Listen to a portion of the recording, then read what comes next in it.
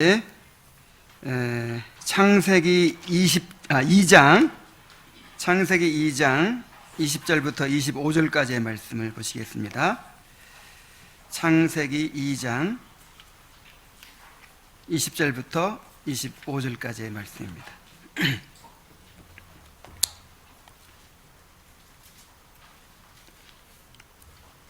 자, 함께 읽어볼까요? 시작. 아담이 모든 공중의 새와 들의 모든 짐승에게 이름을 주니라. 아담이 돕는 배필이 없으므로 여호와 하나님이 아담을 깊이 잠들게 하시니 잠들매 그가 그 갈빗대 하나를 취하고 살로 대신 채우시고 여호와 하나님이 아담에게서 취하신 그 갈빗대로 여자를 만드시고 그를 아담에게로 이끌어 오시니 아담이 가롯 이는 내 뼈 중에 뼈요 살 중에 살이라. 이것을 남자에게서 취하였은즉 여자라 칭하리라 아니라. 이러므로 남자가 부모를 떠나 그 아내와 합하여 둘이 한 몸을 이룰지로다. 아담과 그 아내 두 사람이 벌거벗었으나 부끄러워 아니하니라. 아멘. 웨스트민스터 예배 모범 강의를 하고 있습니다. 원래 주일 오후에 그 대요리 문답 강의를 계속 해왔는데 잠깐 중단하고 예배 모범을 지금 강의하고 있어요. 그래서 이것을 이제 강의 비슷해가지고 토요일 날 하는 게 옳을까 그런 생각도 했었는데 뭐 강의하고 설교가 구분이 잘 안 될 때도 있죠. 예. 그래서 뭐 형식에 구애받지 않고 또 이 가운데 이제 우리 이 말씀 본문의 말씀도 살펴서 또 우리가 교훈을 받기도 하기 때문에 뭐 큰 문제는 아니다라는 생각이 들어서 이 주일 오후에 이렇게 하고 있습니다. 이제 몇 번 안 남았어요. 이거 다 끝나면 다시 대요리 문답 설교를 또 계속 할 것입니다. 자, 오늘 본문에 보면은 인류 최초의 결혼식이 등장하죠. 자, 이 하나님께서 아담과 하와를 만드시고 이제 먼저 아담을 만드시고 그 다음에 아담의 갈빗대를 취해서 하와를 만드신 다음에 이제 아담에게 이끌어 오시죠. 그러니까 아담이 보면서 이는 내 뼈 중에 뼈요 살 중에 살이로다 하면서 이제 하와를 맞이해서 이제 부부가 되죠. 오늘날 그 결혼 예식이 바로 이제 이것을 나타내고 있다고 생각할 수 있어요. 신랑이 먼저 앞에 가서 딱 서 있고 신부가 그러니까 이제 하나님이 이끌어 오셔야 되는데 하나님 대신 그 하나님을 대신해서 신부를 키워온 신부 아버지가 딱 데리고 가지고 이제 남편에게 인계를 하잖아요. 두 사람이 서로 서약을 하고 이제 부부가 되는 것이죠. 마침 이제 다음 달에 몇 주 후에 우리 교회에서 결혼 예식이 있기도 하고 해서 또 그것을 또 생각하면서 들으시기 바랍니다. 이 결혼 예식이 어떤 의미가 있고 또 우리가 어떻게 이 결혼 예식을 해야 되는지 그것을 오늘 한번 그 웨스트민스터 예배 모범을 통해서 배우도록 하겠습니다. 자, 먼저 이 결혼의 목적이 무엇인가에 대해서 웨스트민스터 신앙고백서 24장 2항에 이렇게 세 가지로 이야기를 했어요. 자, 결혼의 목적이 무엇인가? 첫째는 남편과 아내가 서로 돕기 위해서다. 자, 뭐 하기 위해서? 창세기 2장 18절에 보면은 여호와 하나님이 이르시되 사람이 혼자 사는 것이 좋지 아니하니 내가 그를 위하여 돕는 배필을 지으리라. 자, 혼자 사는 것이 좋지 않다. 서로 돕고 살도록 되어 있다는 거예요, 사람이. 우리가 하나님의 형상대로 지음받았는데, 하나님의 형상대로 지음받았는데, 혼자서 완전하고, 혼자서 번성해 갈 수 있는 그런 존재로 만드시지 않고, 혼자서는 불완전해요. 그래서, 이 남자와 여자가 서로 합해져야만 온전해지도록, 서로 보완이 돼가지고 온전해지도록, 그리고 합해져야만 이제 생육할 수 있도록 그렇게 하나님께서 만드셨다는 것이죠. 그래서 하나님은 남자일까요, 여자일까요? 하나님은 남자일까요, 여자일까요? 그러니까 하나님은 남자도 아니고 여자도 아니고 완전하신 분이에요. 완전하신 분. 그러니까 이 남자는 여성성을 가지지 않았잖아요. 그러니까 불완전하잖아요. 여자는 남성성을 가지지 않았기 때문에 또 불완전하잖아요. 근데 하나님은 여성성과 남성성을 완전하게 다 갖추신 완전하신 분이십니다. 그래서 우리가 하나님 아버지 그렇게 하지만, 하나님 아버지니까 잔정은 없을 거야. 뭔가 이렇게 좀 따뜻함은 없을 거야. 그렇게 생각하면 안 돼요. 이 어머니의 사랑도 누구의 사랑의 모형이에요? 하나님의 사랑의 모형이에요. 그래서 하나님은 가장 완전한 어머니이시고 가장 완전한 아버지이시고 남성성, 여성성을 다 갖추신 완전하신 하나님이십니다. 그런데 그 하나님의 형상대로 사람을 지었는데 그렇게 완전한 존재로 그냥 한 사람으로서 충분한 존재를 만들지 않고 일부러 그걸 나눠놨단 말이에요. 남자와 여자로.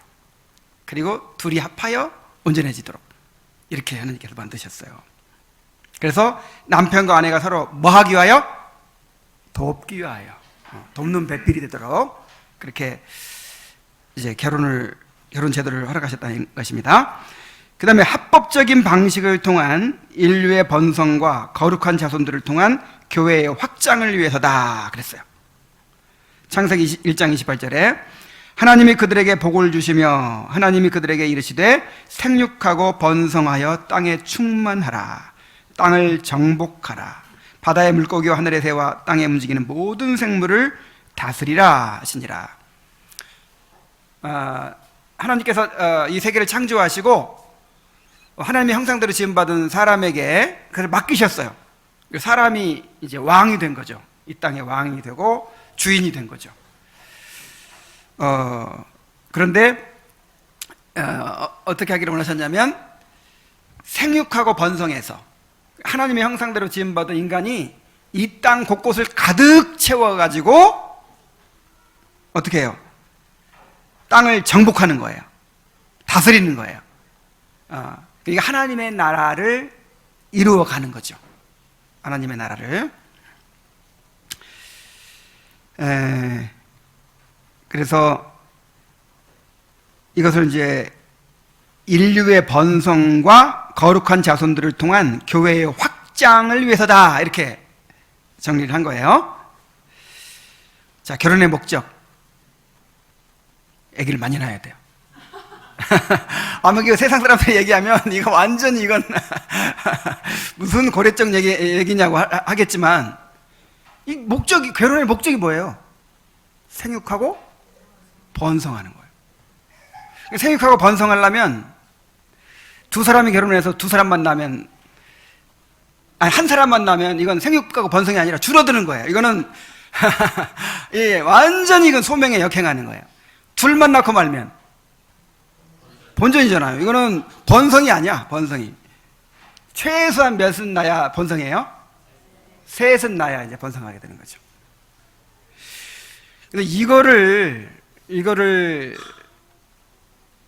저도 이제 젊었을 때는 몰랐어요. 근데 알고 보니까 이게 결혼의 가장 큰 목적이에요. 이 방법을 통해서 교회가 확장되는 거예요. 그러니까 우리는 그동안에 부흥주의의 영향을 받아가지고 이제 전도하면 뭐만 생각하죠? 밖에 나가 사람들 예수 믿으라 해가지고 데려오고 막 이런 걸 생각하지. 이렇게 가정이 세워지고 가정에서 자녀를 낳아서 또 그 자녀들을 믿음으로 잘 키워서 교회가 성장해 간다는 거는 이건 강조되지 않았다 이 말이에요. 오히려 산하 제한을 하는 그런 시대였기 때문에 이게 굉장히 참 잘못 가르쳐진 것이었어요. 내가 애 낳으려고 결혼하나? 애 낳으려고 결혼하는 거예요.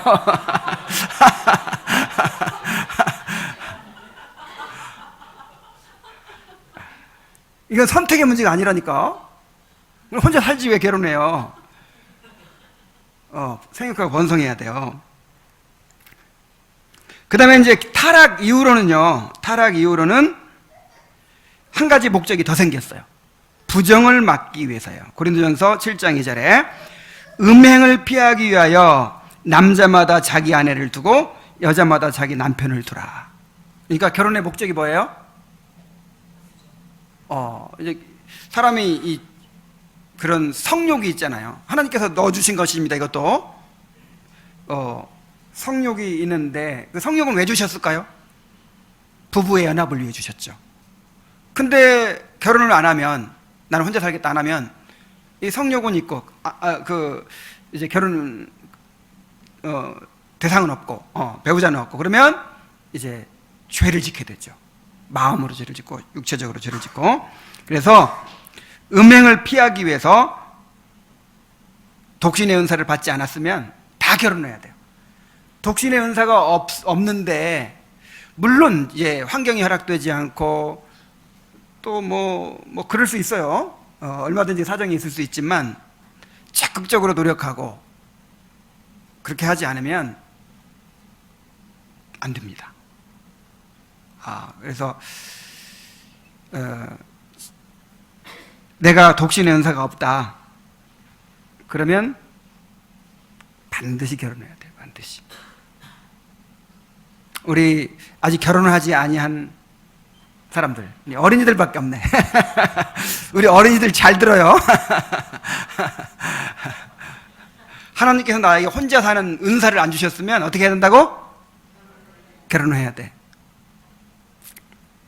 그리고 일찍 해야 돼요. 너무 늦게까지. 우리 대열이 입문답에 다 배웠잖아요. 너무 늦게 하는 것도 죄예요. 일부러 늦추는 거. 그래서 우리 이제 아이들은 크면 그냥 대학 졸업하면 그냥 보내는 걸로. 그래야 생육하고 번성하기도 하는데, 막 30살 넘어가지고 그러니까 한둘 나면 늙어버리잖아.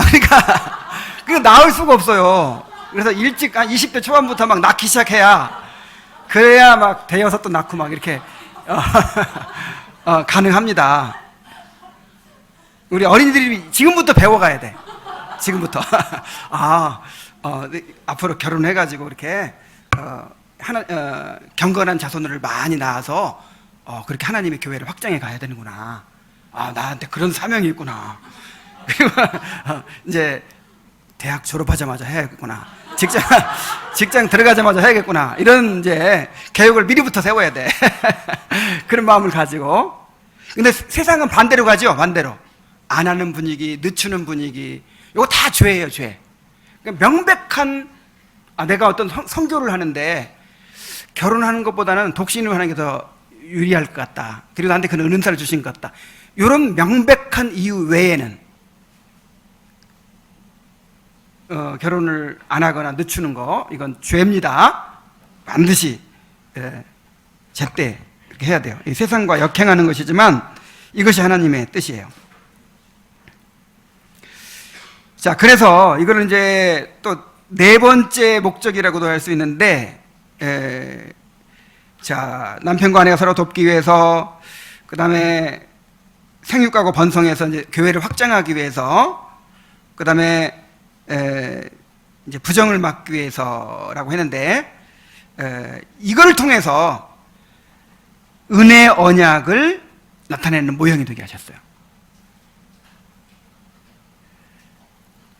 정말 이 은혜의 언약을 이 결혼만큼 잘 보여주는 건 없어요. 이 은혜의 언약을 통해서 그리스도와 교회가 연합하는 것을 이 결혼이 드러내 줍니다. 자, 그래서 이 결혼은 개인의 일이 아니고 교회의 일이며 교회의 예식으로 행해지는 것입니다. 자, 결혼이 무슨 일, 누구의 일이라고요? 교회의 일입니다. 교회의 일이에요. 예배 모범에 보면 장례는 개인의 일이라고 했어요. 개인의 일.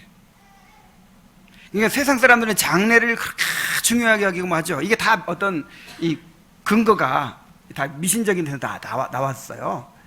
사실 우리 기독교 신앙에서 보면은 죽으면 그때부터는 이제 하나님의 섭리가 끝나는 것이거든요. 그 죽은 육체에 대해서는. 그래서 그냥 그 예배 보면은 그날 가서 보더라 그랬어요. 그날 가서 보더라. 근데 이제 물론 이제 우리가 이 또 풍습을 다 무시할 수는 없죠. 또 이제 이렇게 가족들을 위한 목적도 있고, 그래서 뭐 3일장도 하고 뭐 해야죠. 근데 사실은 그게 또 교회에서도 적극적으로 위로해야 되고, 근데 그게 엄밀히 말해서 개인의 일이라는 거예요. 너무 그것을 뭐 의미를 부여하고 큰 뭐 이렇게 의미를 부여해서 막 크게 하려고 하면 할수록 더 정성 들여 장례를 해야지만, 그렇게 하면 할수록 뭐가 돼요? 자꾸 미신적인 어떤 것에 얽매이게 돼요. 우리 지난번에 장례에 대해서 했던가요? 했죠. 근데 결혼은 무슨 일이다? 교회의 일이다. 그래서 이제 교회의 지도를 받아서 해야 되고 교회의 예식으로 행해져야 됩니다. 합신헌법 예배모범 18장 혼인예식에서 이렇게 나와 있어요. 성도들은 마땅히 주 안에서 참으로 믿는 자들 간에 결혼할 것이다. 자, 이거 정말 중요하죠. 왜냐하면 결혼의 목적이 교회 확장을 위해서잖아요. 교회 확장을 위해서. 근데 결혼을 한 것 때문에 이제 믿음에서 떠나게 되고 이러면 완전 반대죠. 그래서 반드시 주님 안에서 해야 됩니다. 우리 어린이들 지금부터 잘 들어요. 어린이들, 결혼을 어디 안에서 해야 된다고? 주님 안에서. 반드시 같은 믿음을 가진 사람하고 해야 되는 거예요. 우리 서영이 알았어요?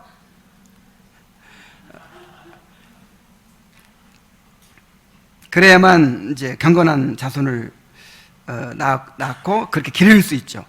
자, 그렇게 함으로 그들이 성경에서 혼례에 대한 훈계와 지도를 받게 된다.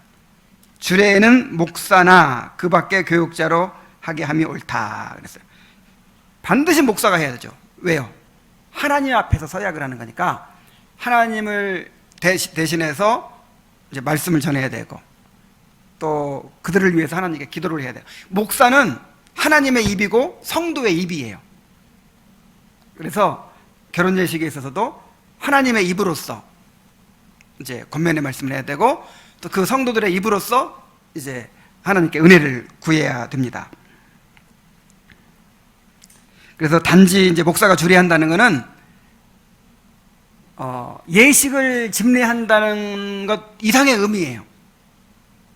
그래서 그냥 뭐 안면이 없어도 우리 주례 좀 해주십시오 하고 부탁하면 주례해주고, 이건 절대 잘못된 일이에요.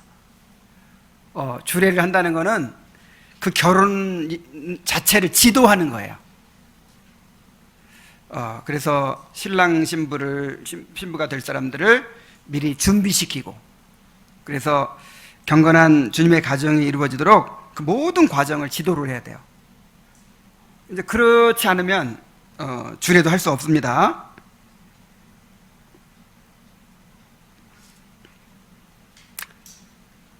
자, 이런 이제 내용들을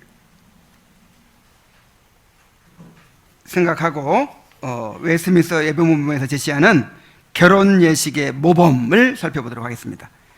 자, 결혼 예식을 어떻게 준비해야 되고 어떻게 진행해야 되고 실제로 어떻게 해야 되는지를 한번 살펴보도록 하겠습니다. 자, 이 짙은 글씨는 그 예배모범 본문이에요. 본문. 자, 먼저 목사가 결혼 예식을 지도해야 하는 이유에 대해서 이렇게 말합니다. 예배모범에서 결혼은 비록 성례가 아니요 하나님의 교회에서만 고유한 것도 아니며 인류 전체의 보편적이며 모든 사회의 공적인 관심이지만 결혼은 주님 안에서 이루어져야 한다라고 말하고 있습니다. 자, 결혼은 성례가 아닙니다. 이 말을 왜 할까요? 천주교에서는 성례로 7성사 중에 하나죠. 혼배성사라 해가지고 이것도 성례예요. 성례. 근데 우리 개신교회에서는 성례가 딱 두 가지밖에 없죠. 세례와 성찬. 결혼은 성례가 아닙니다. 그리고 결혼은 공예배도 아니에요. 공적인 예배도 아니고 그러나 교회에서 주관하는 거룩한 예식입니다. 그래서 뭐 예배라고 해도 큰 문제가 없다고 나는 생각해요. 예배라고 해도. 왜냐하면 예배 형식으로 다 진행이 되니까. 근데 정확하게 말하면 예식이라고 하는 게 좋아요. 결혼 예식. 자, 또한 새로운 상태로 들어가는 바 하나님의 말씀으로부터 교훈과 지도와 권고가 특별하게 요구된다. 자, 결혼은 새로운 상태로 들어간다 그랬어요. 그야말로 일생에 있어서 가장 중요한 일이라고 할 수 있어요. 자, 결혼보다 중요한 일 있나요? 뭐 장래? 그건 뭐 내가 이제 끝나버리는 거니까 그거는 뭐 큰 나와 관계가 없는 것이라고 오히려 볼 수 있는 것이고, 우리가 일생에 살아가면서 가장 중요한 일이 있다면 뭐예요? 결혼이에요. 결혼. 그야말로 새로운 상태로 들어가는 거예요. 나 혼자였었는데 이제 둘이 합하여 한 몸을 이루는 거예요. 그리고 가정이 시작되는 거예요. 결혼이 일생에 가장 중요합니다. 중요한 일입니다. 그래서 하나님의 말씀이 필요한 거죠. 하나님의 말씀으로부터 교훈과 지도와 권고가 특별하게 요구되는 때예요. 자, 우리가 교회에 7일을 받아 살아야 된다 그렇게 얘기하죠. 교회 표지 가운데 말씀, 성례, 권징 얘기하는데, 권징이 뭐예요? 내 마음대로 하고 싶은 대로 사는 게 아니라 교회를 통해서 다스림을 받아서 모든 일을 행한다. 다스림을 받아 살아간다. 그런데 다스림을 받아야 돼요, 모든 일에. 그런데 그 중에서 가장 인생의 중대사안이 결혼에 대해서 다스림 받지 않으면 어떻게 되겠어요? 특별히 결혼에서만큼은 교회의 다스림을 받아야 돼요. 7일을 받아야 돼요. 이제 가르침을 받아야 돼요. 그래서 교훈과 지도와 권고가 특별하게 요구된다. 자, 이게 특별하게 요구되는데 다 그냥 자기들 마음대로 그냥 자기들 하고 싶은 대로만 해버리면 이게 안 되는 거예요. 또한 그들에게 하나님의 복이 임해함으로 우리는 합법적인 말씀의 사역자에 의해 결혼을 엄숙히 올리는 것, 목사가 그들에게 적절하게 조언하고 그들을 위해 하나님의 복이 임하기를 기도하는 것을 마땅하다고 판단한다. 그들에게 얼마나 큰 복이 필요합니까? 뭐 그런 예화가 있죠. 뭐 항해를 떠나는 사람을 위해서는, 아들을 위해서는 한 번 기도하고, 전쟁에 나가는 사람을 위해서는 2번 기도하고, 결혼을 앞둔 사람한테 위해서는 몇 번 기도한다? 3번을 기도하고. 정말 일생의 가장 중대사이고 삶의 그야말로 그 상태가 바뀌는, 자, 그런 상태에서 하나님의 복이 임해야 되잖아요. 그래서 말씀의 사역자에 의해서 엄숙히 올려져야 된다.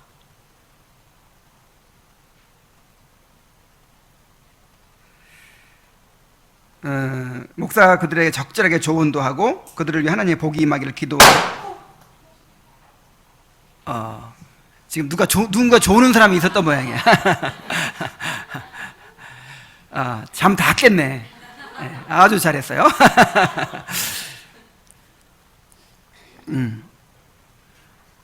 그래서 요즘에 결혼식을 너무 그렇게 가볍게 하죠. 막 지난번에 우리가 한번 갔다가 누구 결혼이었죠? 그 순복음교회 목사가 그 주례하는 갔다가 아이고 그냥 얼마나 그냥 요란스럽게 그렇게 막 인도하는지 참 놀랐어요. 그리고 요즘에 막 그렇게 장난스럽게 무슨 결혼식을 이렇게 올리는데 그래서 많이 깨지나 봐. 아니 결혼이 얼마나 엄숙한 일인데 얼마나 신성한 것이고 거룩한 것인데 그렇게 장난스럽게 하고 막 그래요. 그래서 엄숙하게 정말 엄숙하게 올려야 돼요.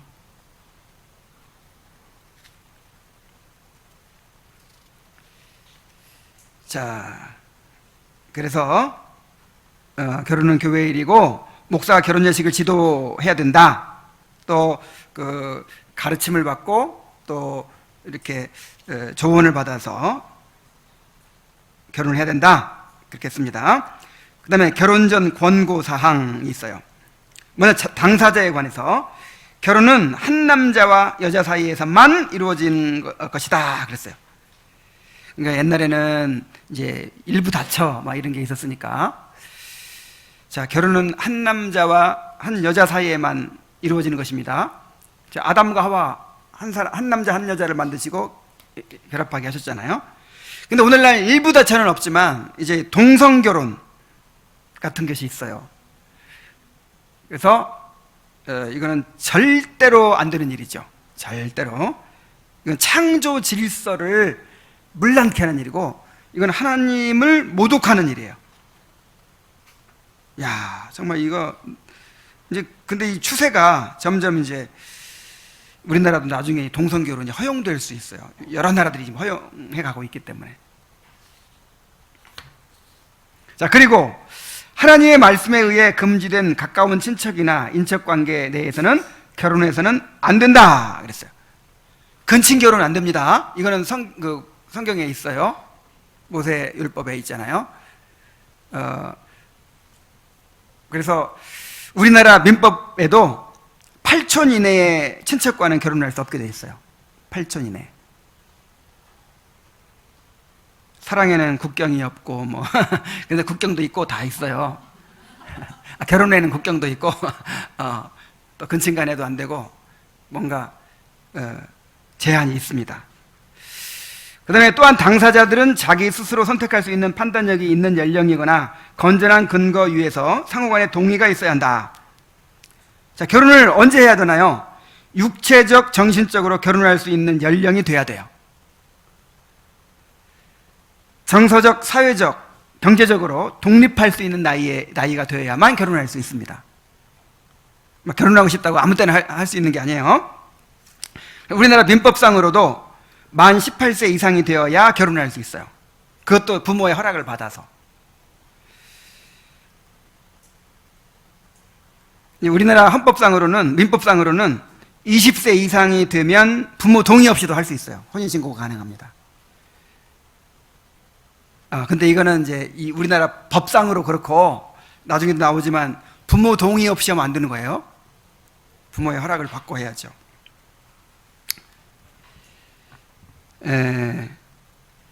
그리고 상호 동의가 있어야 한다 그랬어요. 강제력에 의한 결혼은 안 되는 것입니다. 서로가 자기의 뜻에 의해서 그렇게 헌신을 해야죠. 상호간에. 그 다음에 회중에게 결혼의 의사를 공포할 것이라고 했습니다. 자, 어떤 사람들 간에라도 결혼하기 전에 결혼의 의사를 공포하되 목사가 하고 3주 정도 온 회중에게 하고 그들이 가장 자주 주로 머무는 장소에서 각각 공포해야 한다. 그러니까 이런 이제 예배 때 사람들 많이 모인 자리에서, 다 모인 자리에서 우리 최민지 자매가 최재필 형제와 결혼합니다. 이렇게 이제 공포를 하는 거죠. 이렇게 함으로써 결혼으로 그들을 맺어줄 목사는 결혼식을 거행하기 전까지 충분한 증거를 확보하는 것이다. 그러니까 이 결혼에 아무 문제가 없다는 것을 이제 확보를 하는 것이죠. 그 안에 뭐 숨겨둔 사람이 있었습니다. 아니면 이 사람은 결혼하기에 부적합한 사람입니다 하는 증거가 막 나타난다면 이제 취소될 수 있어요. 3주 안에 혹시 이의가 있으신 분들은 3주 안에 제기를 하시기 바랍니다.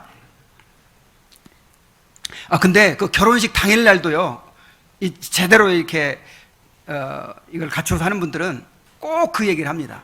혹시 여기에 대해서 이의 있으신 분들 있으시면 말씀해 달라고. 왜냐하면 다 증인들이고 책임을 져야 되기 때문에. 여러분들 이제 이 증인들이 돼야 되기 때문에 이 결혼에 책임이 있어요. 그러니까 만약에 여러분들 책임 못 질 것 같으면 반대하세요, 미리. 타당한 근거가 있으면.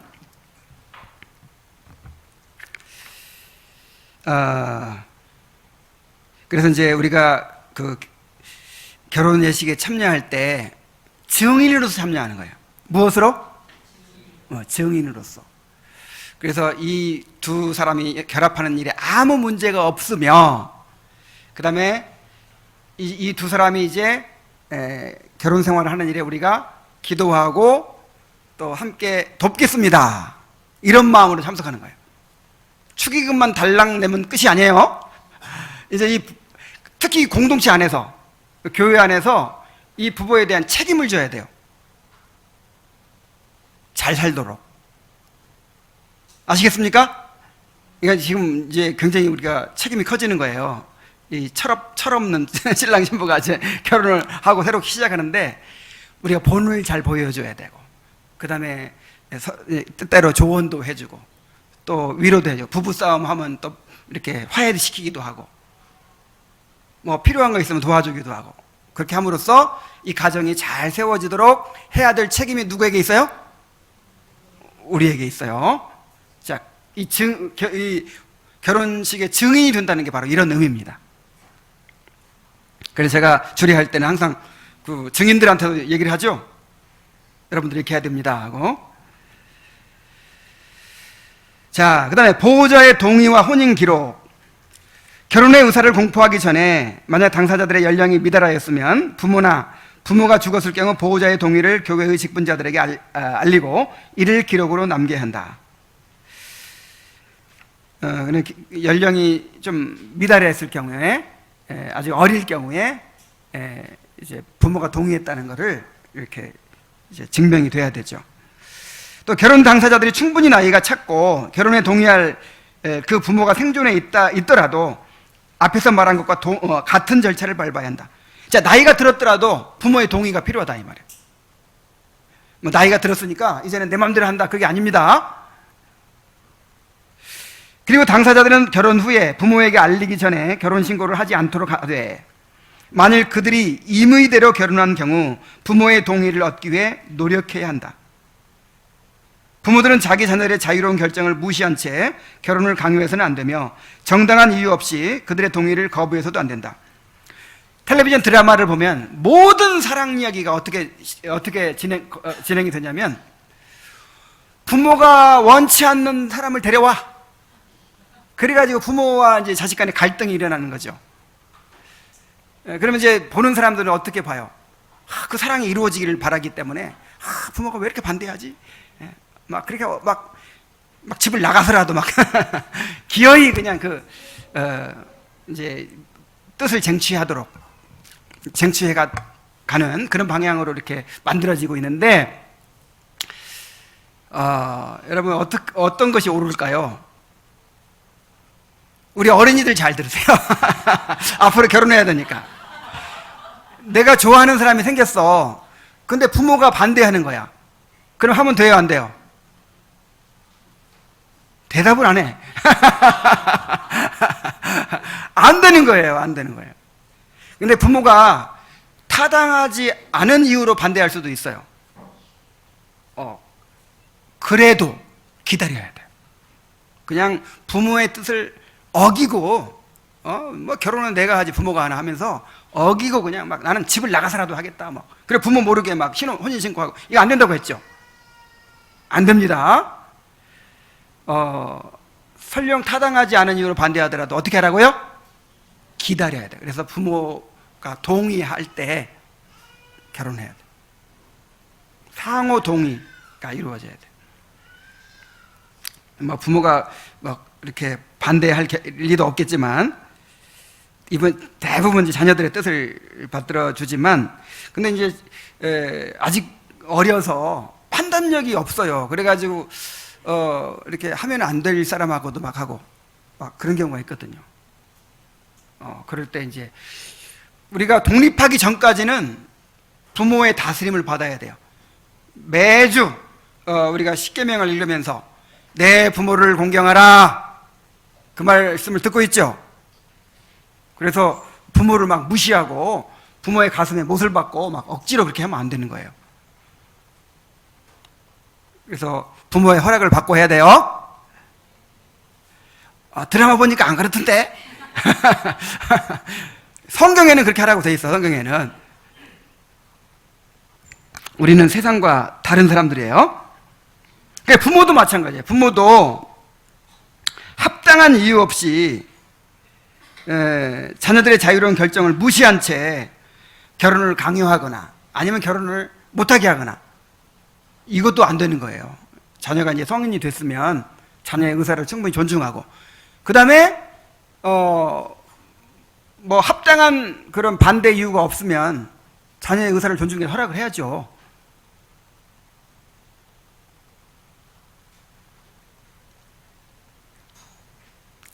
자, 그 다음에 시기가 또 나오죠. 시기. 결혼하려는 의사와 약속이 공포된 후 결혼을 너무 오래 지체해서는 안 된다. 자, 약혼을 했어요. 결혼하기로 했어요. 결혼을 전제로 사귀고 있어요. 근데 막 몇 년씩 사귀면 돼야 안 돼요? 아직 집 마련할 돈이 없어요. 뭐 그냥 월세방 얻어갖고 빨리 해. 빨리 해야 돼요. 빨리. 그렇지 않으면 어떻게 될까요? 그 안에 시험거리가 생기게 되겠죠. 그래서 결혼까지 약속하고 그렇게 오래 사귀다가 헤어지고 막 이런 일이 생기잖아요. 그러니까 결혼 서로 약속하고 교제하게 됐으면 그냥 길어도 1년 안에 하세요. 1년 안에.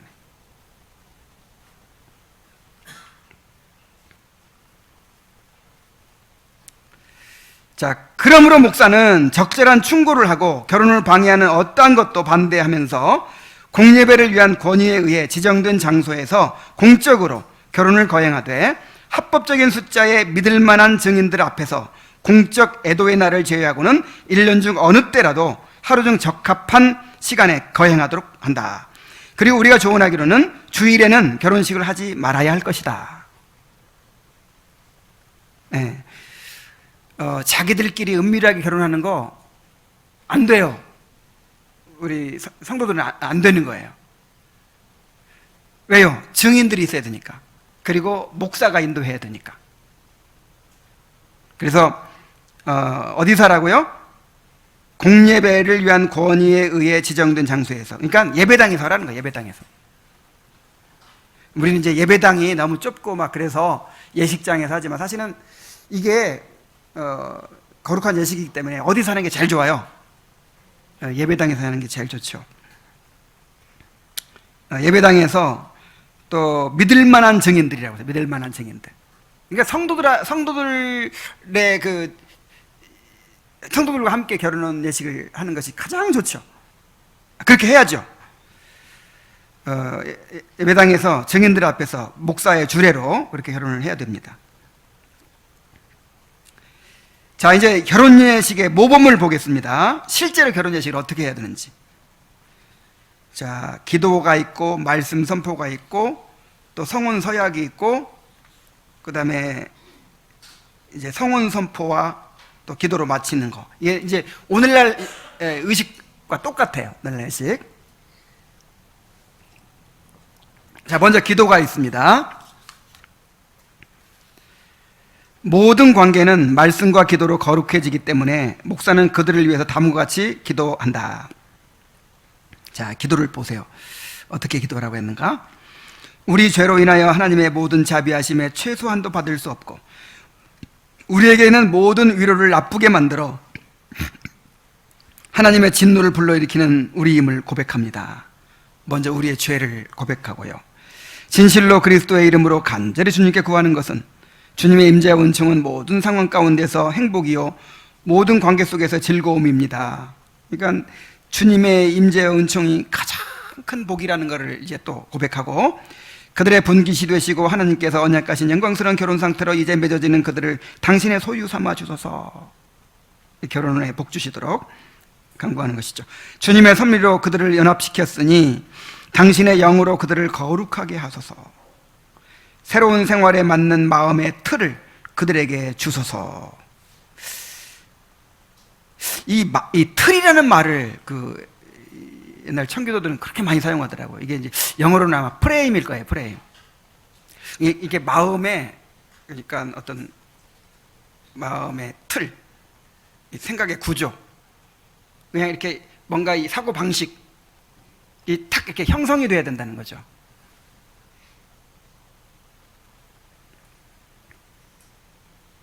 모든 은혜로 풍성하게 하사 그로써 저희가 의무를 감당하고 위로를 누리며 근심을 참고 그리스도인으로서 모든 상황 가운데 오는 유혹을 이기게 하소서.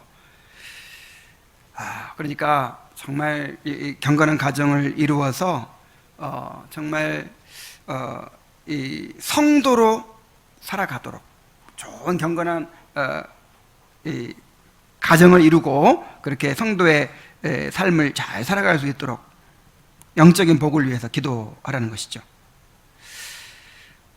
그래서 이걸 이제 공기도라고 하죠. 공기도. 개인 기도가 있고 공적인 그 예배에서 하는 기도가 있는데, 이 공기도를 엄청 중요하게 여겨요. 이제 이 원래 그 예전에서는 설교만큼 중요한 거예요. 설교만큼. 아까 목사가 하나님의 입임과 동시에 누구의 입이라 그랬어요? 성도의 입이에요. 그래서 오늘도 내가 두 가지를 다 했잖아요. 하나님의 입으로서 여러분에게 말씀을 전했고, 그 다음에 성도의 입으로서 또 하나님께 기도를 드렸어요. 여러분을 대신해서. 이 두 가지가 똑같이 중요하다는 거예요. 똑같이. 이 공기도 굉장히 중요합니다. 그래서 기도를 잘해야 되는데. 그 다음에 이제 말씀 선포가 있어요.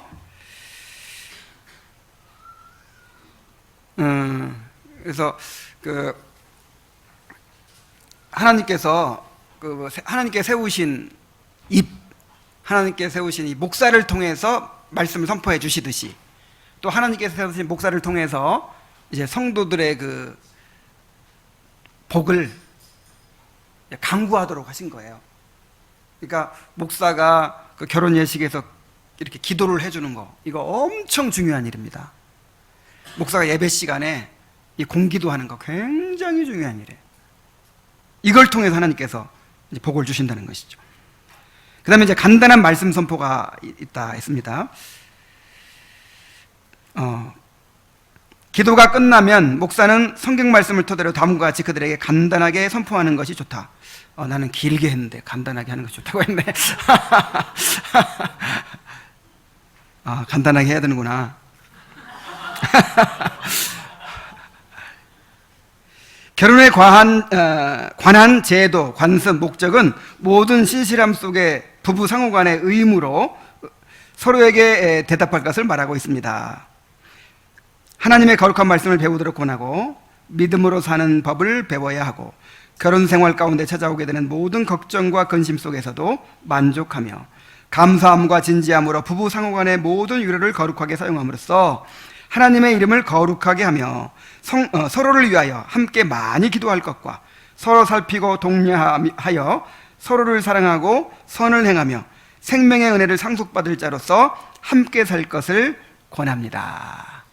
자, 이런 식으로 이제 말씀을 전하라는 거죠. 그 다음에 가장 중요한 순서가 있어요. 이제 결혼 서약이죠.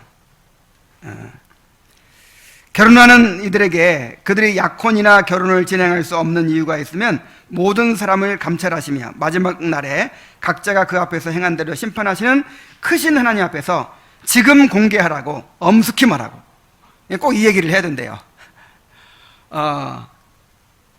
만약에 이 결혼에 대한 이의가 있으신 분은 지금 말하십시오. 왜냐하면 서약하면 끝나버리니까 더 이상 나눌 수 없으니까 지금 말하십시오. 지금이라도 말하십시오. 이렇게 마지막으로 한 번 더 기회를 준다는 거예요. 그리고 목사는 어떤 방해가 없는 것으로 인정되면 남자에게 오른손을 들어 아내로 맞이하도록 하며 다음과 같이 말한다. 나는 그대를 나의 아내로 삼아 하나님께서 우리를 죽음으로 갈라놓으실 때까지 그대를 사랑하고 그대의 신실한 남편이 될 것을 하나님 앞과 이 회중 앞에서 약속하고 언약합니다. 본인이 이렇게 말하는 거죠. 본인이. 그리고 그 다음 여자도 오른손을 들어 남편을 맞이하도록 하며 다음과 같이 말한다. 나는 그대를 나의 남편으로 삼아 하나님께서 우리를 죽음으로 갈라놓으실 때까지 그대를 사랑하고 그대의 사랑스럽고 신실한 순종하는 아내가 될 것을 하나님 앞과 이 회중 앞에서 약속하고 언약합니다. 우리 교회 예식에서는 항상 이렇게 했죠. 그냥 네 한마디만 하니까 이게 약속이 너무 목사가 다 물어보고 네 한마디만 대답하니까 이 서약이 너무 약해요. 그래서 이제 본인이 하도록 했었잖아요. 이게 예배문부에도 그렇게 하도록 돼 있어요. 그래서 신랑도 그렇게 자기가 그렇게 서약을 하고 신부도 거기에 호응해서 그렇게 서약을 하고 그렇게 합니다. 하나님 앞에서 그렇게 서약을 하는 거예요. 자, 이 서약은 은혜의 언약을 모형으로 보여주는 거예요. 은혜의 언약이에요. 그리스도가 이제 우리의 구주가 되셔서 우리를 구원하시고 그 하늘의 창세로부터 예비된 그 하늘의 그 기업을 상속받게 해주겠다. 그때까지 결코 버리지 않겠다. 버리지 않고 끝까지 책임지겠다. 끝까지 그 구원을 이루어주겠다. 이렇게 우리에게 약속해 주셨어요. 그러면 우리 신부인 우리는 어떻게 해야 돼요? 우리도 언약을 하는 거예요. 그게 세례예요, 세례. 여러분, 세례는요 충성의 서약이에요. 나는 죽었습니다. 이제 옛날에 나는 내가 주인으로 살다 나는 죽었고 이제는 오직 주님만을 위해서 내 목숨을 바치고 내 모든 것을 바쳐서 헌신하겠습니다. 이게 세례예요, 세례. 그래서 주님도 우리에게 언약을 주시고 우리도 주님께 언약을 하고 그래서 서로 언약을 지켜가는 거죠. 그래서 언약은 본질적으로는 일방적인 것이면서 그 시행은 쌍방적인 것이라고 그랬죠. 근데 오늘날 사람들이 이 언약을 오해해가지고 이 쌍방성을 무시해요. 쌍방성을. 은혜의 하나님이 다 이루어주셔. 맞죠. 맞는데 이 구체적으로 드러나는 것은 우리의 응답이 없이는 안 되는 거예요. 우리의 순종을 통해서 우리도 하나님께 헌신하도록 만드는 거예요. 그래야 부부가 되지. 그래야.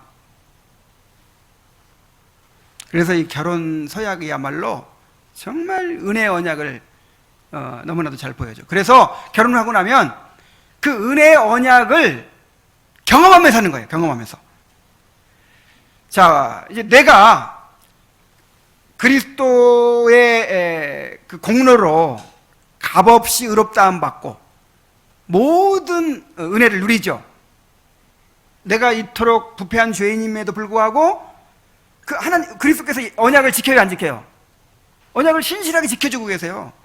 우리가 늘 배신하고 늘 정말 그 죄를 짓고 그렇게 못된 행실을 하고 살지만 그 언약을 지키시는 거예요. 주님이 언약을 지키셔서 우리 끊임없이 의롭다고 해주시고 용서해 주시고 은혜를 베풀어 주세요. 그걸 우리가 날마다 누리며 살아요. 그리고 날마다 누리는 칭의의 값없는 은혜를 서로에게 흘려보내는 거예요. 서로에게. 이게 결혼 생활이에요. 좋은 사람 만나서 행복하게 살아야지 이게 아니고 좋은 사람 무슨 좋은 사람? 죄인이지.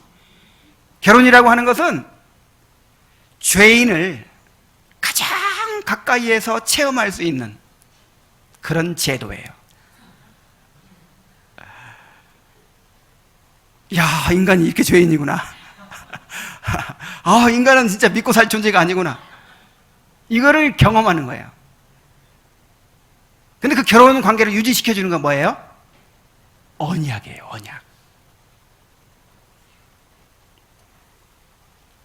그래서 그리스도께로부터 내가 그 은혜를 받으니까 그 은혜를 어떻게 한다고요?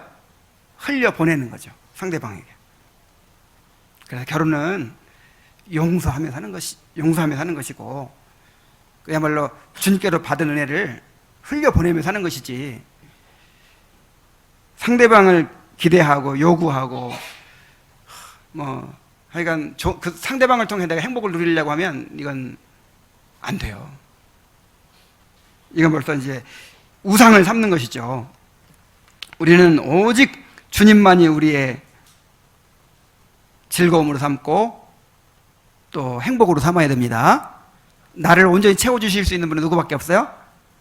주님밖에 없어요. 주님이 나의 완전한 남편이에요. 그리고 이 남편은 그냥 모형일 뿐이죠.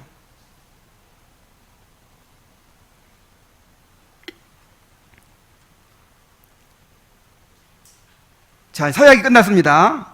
혼인 서약이 끝났어요. 그러면 이제 성혼 선포가 있어요. 성혼 선포와 기도로 마칩니다. 더 이상의 다른 순서 없이 목사는 회중 앞에서 그들이 하나님의 규례대로 남편과 아내가 된 것을 선언하고 다음과 같은 기도로 예식을 마칩니다. 주님께서 주님의 규례에 복 내리시기를 기뻐하셔서 지금 결혼하는 그들을 부욕해 하시기를 간청하며 주님의 사랑에 다른 서약들처럼 특별히 결혼의 위로와 열매로 충만하게 하사 그리스도 예수 안에서와 그리스도 예수를 통해서 풍성한 자비가 찬송받으시기를 원합니다. 자, 그렇게 마치고 나서 이제 결혼 당사자들의 이름과 결혼 날짜를 명부에 분명하게 기록하여 관계된 모든 사람들이 읽을 수 있도록 잘 보관해야 한다 그랬어요.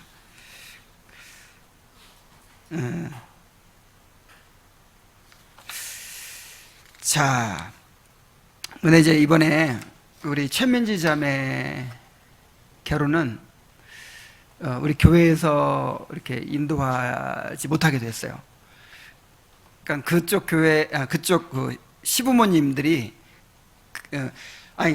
그 아들이 이쪽 교회로 가버리니까 주례만큼은 그 교회에서 해야 된다 강력하게 주장하셔가지고 그걸 안 꺾으세요. 그래서 그냥 그 정도는 이해해야죠.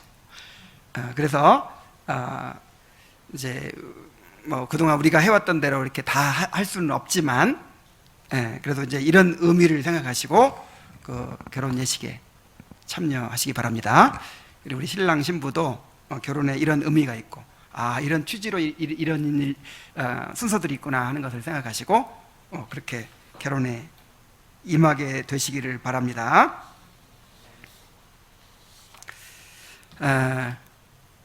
그래서 이제 이 8번째 결혼 예식인데 앞으로 계속해서 이렇게 또 새로운 가정들이 이루어지고 또 새로운 가정들 통해서 교회가 확장되는 그런 은혜가 있기를 바랍니다.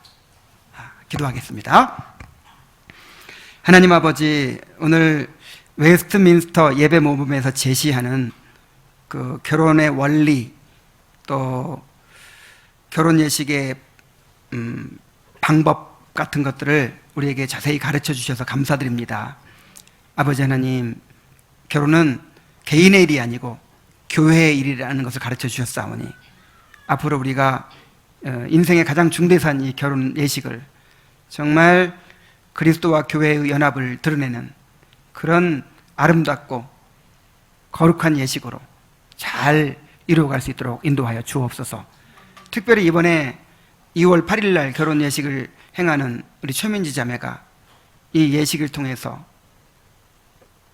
정말 그리스도께서 다스리시고 섭리하시고 인도하심을 깊이 경험하게 될 수 있도록 도와주시옵소서.